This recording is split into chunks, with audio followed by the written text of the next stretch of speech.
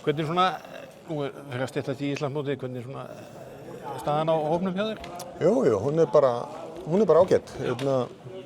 Bara töluvert breytingar en strákarnir búin að vera bara virkilega duglegir að æfa í sumar og við erum bara bjartir á að geta haldið þessu sömu nótunum síðustu ár, hvað það varðar. Við erum bara með unga leikmenn og reyna að bæta okkur viku fyrir viku, mánuð fyrir mánuð, sko. Það er talsað svona nokkra breytingar búin að vera og nýjir leikmenn kom inn og ég vil að síðustu, ég má kannski segja á síðustu stundur náttúrulega, eins og Birgir og fleiri, þannig að þetta tekur svona sinn tíma mættilega. Já, það er algjörlega, en það er bara alveg það að við höldum bara vel á okkar og séum að vinna vel í okkar málum og þá hef ég bara trú að við getum tekið stór skref í vetur, sko, og komið að fá þann stað sem við viljum hafa, sko.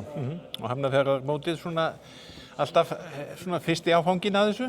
Já, það var svona bara jákvæða punktar og neikvæði þar en það er bara eins og gerist á þessum tímapunkti og svo fáum við alveg prófraun á föstudaginn. Já, en aðeins að við komum að því Leonard og er hann alveg úr leik tíma eða hvað og hugsanlega eitthvað fleiri eða hvað?